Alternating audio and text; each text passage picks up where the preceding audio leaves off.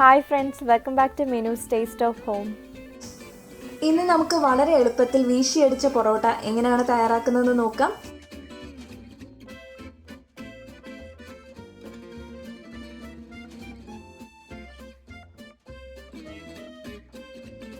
ഇതിലേക്ക് മുട്ടയോ പാലോ ഒന്നും തന്നെ ചേർക്കാതെ 2 മണിക്കൂറിനുള്ളിൽ തയ്യാറാക്കാൻ പറ്റിയ വളരെ സോഫ്റ്റ് ആയിട്ടുള്ള ഒരു പൊറോട്ടയുടെ റെസിപ്പിയാണ്. ഇതിനാവശ്യമായിട്ടുള്ള ഇൻഗ്രീഡിയൻസ് നോക്കാം. മൈദ 3 കപ്പ്, പഞ്ചസാര 1 ടേബിൾ സ്പൂൺ, ഉപ്പ് പാകത്തിന്, സോഡാപ്പൊടി 1 നുള്ള്, വെള്ളം 1 കപ്പ്, വെജിറ്റബിൾ ഓയിൽ ആവശ്യത്തിന്. ഇത്രയും ഇൻഗ്രീഡിയൻസ് ആണ് പൊറോട്ട തയ്യാറാക്കാനായിട്ട് ആവശ്യമുള്ളത്. ആദ്യം ഇതിനു വേണ്ട ഡോ കുഴച്ചെടുക്കാം. ഒരു വലിയ ബൗളിലേക്ക് 1 കപ്പ് വെള്ളം ചേർക്കാം. ഇത് നോർമൽ ടാപ്പ് വാട്ടർ ആണ്. പാകത്തിനുള്ള ഉപ്പ് ചേർക്കാം. 1 ടേബിൾ സ്പൂണോളം പഞ്ചസാര ചേർക്കാം. 1 ടേബിൾ സ്പൂൺ വെജിറ്റബിൾ ഓയിൽ, 1 നുള്ളു സോഡാപ്പൊടി. അതിൽ കൂടരുത്, എന്നാൽ പൊറോട്ടയുടെ ഒരു കളർ ചേഞ്ച് ആയി പോവും. ഇത് ഓപ്ഷണൽ ആണ്. നന്നായിട്ടൊന്ന് മിക്സ് ചെയ്തെടുക്കാം. മൈദയിൽ വെള്ളം ചേർത്ത് കുഴച്ചെടുക്കുന്നതിനേക്കാളും കുറച്ചുകൂടെ സോഫ്റ്റ് ആയിട്ട് ഈ ഒരു മെത്തേഡിലൂടെ നമുക്ക് കുഴച്ചെടുക്കാൻ പറ്റും. മിക്സ് ചെയ്തെടുത്തിട്ടുണ്ട്. ഇനി ഇതിലേക്ക് നമുക്ക് 3 കപ്പ് മൈദയാണ് ചേർക്കേണ്ടത്. ആദ്യം 1/2 കപ്പ് ചേർത്ത് നന്നായിട്ട് യോജിപ്പിച്ചതിന് ശേഷം മാത്രം രണ്ടാമത്തെ 1/2 കപ്പ് ചേർക്കാം. ഇങ്ങനെ ബാച്ചായിട്ട് ചേർക്കുകയാണെന്നുണ്ടെങ്കിൽ നമുക്ക് ഈ പൊറോട്ടയുടെ ഡോ വളരെ സോഫ്റ്റ് ആയിട്ട് കുഴച്ചെടുക്കാൻ പറ്റും. അപ്പോൾ ഒത്തിരി നേരം നമ്മൾ വീണ്ടും കുഴച്ചെടുക്കേണ്ട ആവശ്യം വരുന്നില്ല. ഇനി അടുത്ത 1/2 കപ്പ് മൈദ ചേർക്കാം. ഇതും കൂടെ ഒന്ന് യോജിപ്പിച്ചെടുക്കാം. ഇതുപോലെ ബാച്ചായിട്ട് മൈദ ചേർത്ത് കംപ്ലീറ്റ് ആയിട്ട് ഈ ഒരു ഡോ നമുക്ക് കുഴച്ചെടുക്കാം. മൂന്നാമത്തെ 1/2 കപ്പ്,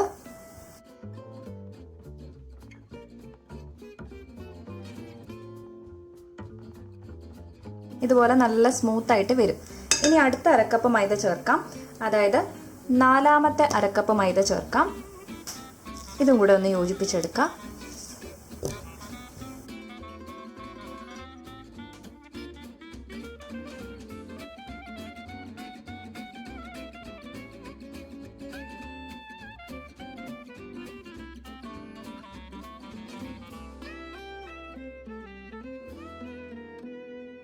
ഇപ്പോൾ 3 കപ്പ് മൈദയും മിക്സ് ചെയ്തെടുത്തിട്ടുണ്ട്. ഇനി ഇത് ഒന്നുകൂടെ ഒന്ന് സോഫ്റ്റ് ആവാനായിട്ട് 5 മിനിറ്റ് കൗണ്ടർ ടോപ്പിലിട്ട് നന്നായിട്ട് കുഴച്ചെടുക്കാം. ഇതുപോലെ 2 കൈ ഉപയോഗിച്ച് നമുക്കൊന്ന് സ്ട്രെച്ച് ചെയ്ത് ഇതിനെ ഒന്ന് സോഫ്റ്റ് ആക്കി എടുക്കാം. ഈ ഡോ ചെറുതായിട്ടൊന്ന് സ്റ്റിക്കി ആയിട്ട് വരും എന്ന് കരുതി കൂടുതൽ മൈദ ചേർക്കരുത്, എന്നാൽ പൊറോട്ട ഒത്തിരി ഡ്രൈ ആയിട്ട് വരും. ഇതുപോലെ റബ്ബർ ബാൻഡ് പോലെ നമ്മളിത് സ്ട്രെച്ച് ചെയ്താണ് ഈ ഒരു ഡോ സോഫ്റ്റ് ആക്കി എടുക്കേണ്ടത്. ഒരു സ്ക്രേപ്പർ ടൂൾ വെച്ചിട്ട് ഒന്ന് യോജിപ്പിച്ചെടുക്കാം.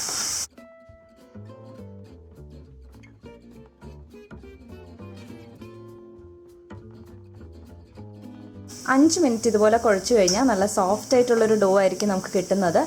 ഇനി ഇത് ഉള്ളിലേക്ക് ഇങ്ങനെ ഫോൾഡ് ചെയ്ത് കൊടുക്കുക. ഇതുപോലെ നന്നായിട്ടൊന്ന് ഫോൾഡ് ചെയ്ത് ഒരു റൗണ്ട് ബോൾ ആക്കി എടുക്കാം. ഇനി ഈ ഒരു ബോളിലേക്ക് നന്നായിട്ട് ഓയിൽ സ്പ്രെഡ് ചെയ്ത് കൊടുക്കണം. ഇത് ഡോ ഡ്രൈ ആവാതിരിക്കാനാണ് നമ്മൾ ഇതുപോലെ ഓയിൽ സ്പ്രെഡ് ചെയ്ത് കൊടുക്കുന്നത്. ഓയിൽ സ്പ്രെഡ് ചെയ്തിട്ട് നമുക്കിനി ഇത് റെസ്റ്റ് ചെയ്യാനായിട്ട് വെക്കണം.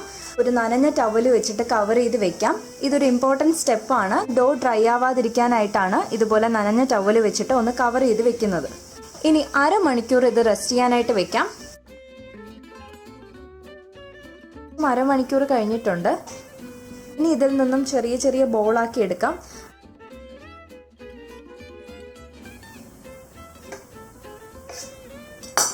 ഈ ഒരു അളവ് വെച്ചിട്ട് നമുക്ക് ഇതുപോലത്തെ 8 ബോളായിരിക്കും കിട്ടുന്നത്. ഇനി ഇതിനെ ഉള്ളിലോട്ടൊന്ന് ടക്കിൻ ചെയ്ത് വെക്കുക. ഇതുപോലെ ഒന്ന് ഉള്ളിലോട്ടൊന്ന് ഇങ്ങനെ ഫോൾഡ് ചെയ്ത് ഒരു റൗണ്ട് ഷേപ്പിലുള്ള ബോളാക്കി എടുക്കണം. ഇങ്ങനൊരു ബോളാക്കി എടുക്കുക. എന്നിട്ട് ഇതിനെ നമുക്ക് ഓയിലൊന്ന് നന്നായിട്ട് സ്പ്രെഡ് ചെയ്ത് വെക്കണം.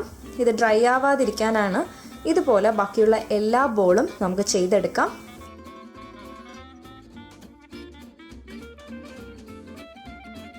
നന്നായിട്ട് ഓയിൽ സ്പ്രെഡ് ചെയ്തെടുത്തിട്ടുണ്ട്. ഇനിയുള്ള ഓരോ സ്റ്റെപ്പിലും നമ്മൾ 10 മിനിറ്റ് റെസ്റ്റ് ചെയ്യാനായിട്ട് വെക്കും. ഇപ്പോൾ ബോളാക്കി എടുത്തതിന് ശേഷം വീണ്ടും ഒരു നനഞ്ഞ ടവൽ വെച്ചിട്ട് നന്നായിട്ട് കവർ ചെയ്ത് വെക്കുക. ഇല്ലാന്നുണ്ടെങ്കിൽ നമ്മൾ ആ വീശി എടുക്കുന്ന സമയത്ത് ഇത് പൊട്ടിപ്പോവാനുള്ള ചാൻസ് ഉണ്ട്. 10 മിനിറ്റ് റെസ്റ്റ് ചെയ്യാനായിട്ട് വെക്കാം.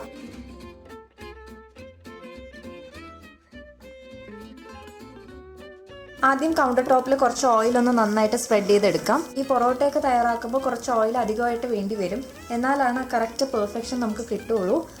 ഇനി ഒരു റോളിംഗ് പിൻ വെച്ചിട്ട് നമുക്കിത് നന്നായിട്ടൊന്ന് പരത്തിയെടുക്കണം. എഡ്ജസ് എല്ലാം വളരെ തിന്നാവുന്ന രീതിയിൽ പരത്തിയെടുക്കുക. ഓയിലൊന്ന് സ്പ്രെഡ് ചെയ്ത് കൊടുക്കുക. കുറച്ച് മൈദപ്പൊടി സ്പ്രിങ്കിൾ ചെയ്ത് കൊടുക്കുക. ആ ഒരു ലെയർ വരാനാണ് നമ്മൾ ഇതുപോലെ ചെയ്യുന്നത്. ഇടത്തെ കൈ ഈ ഒരു പൊറോട്ടയുടെ അടിഭാഗത്ത് വെച്ച് കൊടുക്കുക. വലത്തെ കൈ മുകളിൽ പിടിക്കുക. ഇടത്തെ കൈ വീശി അടിക്കുക. എന്നിട്ട് ഈ വലത്തെ കൈ നീക്കി നീക്കി കൊടുക്കുക.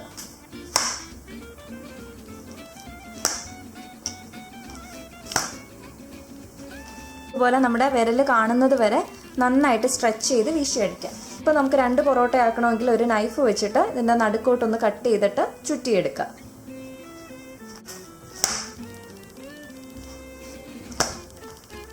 ഇപ്പോൾ ഡോ നന്നായിട്ട് സ്ട്രെച്ച് ആയിട്ട് വന്നിട്ടുണ്ട്. ഇനി നമുക്കിതിനെ ചുറ്റിയെടുക്കണം. ഇതുപോലെ ഇങ്ങനെ ഒന്ന് ചുറ്റിയെടുക്കുക. ഏറ്റവും ലാസ്റ്റ് വരുന്നത് ഇതിൻ്റെ അടിഭാഗത്ത് ഇങ്ങനെ വെച്ച് കൊടുക്കുക. ഇതുപോലെ ബാക്കിയുള്ള എല്ലാ ബോളും നമുക്ക് ചെയ്തെടുക്കാം.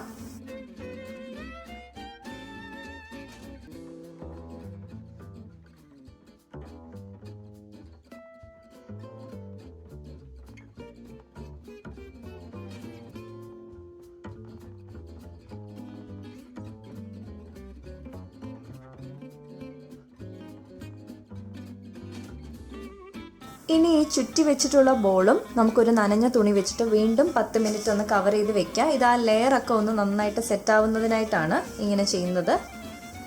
ഇനി ഒരു 10 മിനിറ്റ് കഴിഞ്ഞിട്ട് നമുക്കിനി ഇത് പരത്തി ചുട്ടെടുക്കാം. 10 മിനിറ്റ് കഴിഞ്ഞു. നമുക്കിനി ഇത് പരത്തി തുടങ്ങാം.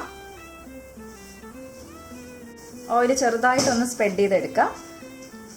എന്നിട്ട് ഓരോ ബോളായിട്ട് പരത്തിയെടുക്കാം. അല്ലെങ്കിൽ ഒരു റോളിംഗ് പിൻ യൂസ് ചെയ്തിട്ട് പരത്തിയെടുക്കാം, അല്ലെങ്കിൽ ഉള്ളം കൈ വെച്ചിട്ട് ഇതുപോലെ പ്രസ് ചെയ്ത് പരത്തിയെടുക്കാം.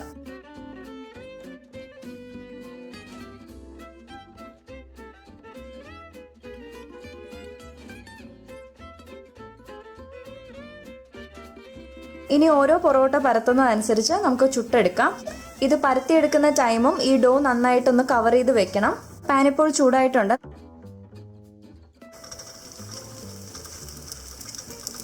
ഒരു മീഡിയം ഫ്ലെയിമിലിട്ട് ചുട്ടെടുക്കാം. ഇനി ഈ പൊറോട്ട ചുട്ടെടുക്കുന്ന സമയത്ത് നമുക്ക് വേണമെങ്കിൽ 1-2 ഡ്രോപ്പ് ഓയിൽ സ്പ്രെഡ് ചെയ്ത് കൊടുക്കാം. ഇത് ഓപ്ഷണൽ ആണ്. ഒരു സൈഡ് കുക്കാവുമ്പോൾ നമുക്കിനി ഇത് തിരിച്ചിട്ട് കൊടുക്കാം. പൊറോട്ട നന്നായിട്ട് കുക്കായി വന്നിട്ടുണ്ട്. ഇനി നമുക്കിതൊരു പ്ലേറ്റിലേക്ക് പകർത്താം. നന്നായിട്ട് ലെയർ കാണാൻ പറ്റുന്നുണ്ട്. ഇതുപോലെ ബാക്കിയുള്ള എല്ലാ പൊറോട്ടയും നമുക്ക് ചുട്ടെടുക്കാം.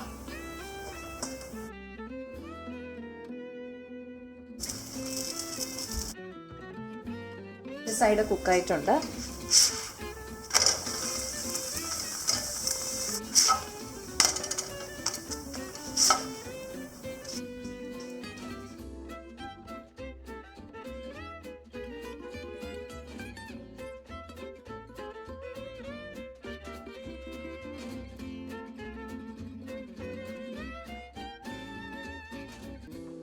ഇനി ഈ പൊറോട്ട 2 സൈഡിൽ നിന്ന് നന്നായിട്ടൊന്ന് അടിച്ചു കൊടുക്കണം.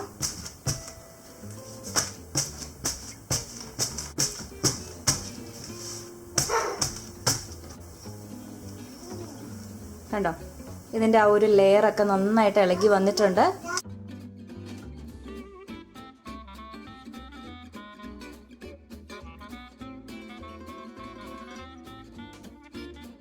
നല്ല ലെയറൊക്കെയുള്ള വളരെ സോഫ്റ്റ് ആയിട്ടുള്ള ഒരു പൊറോട്ടയാണ്.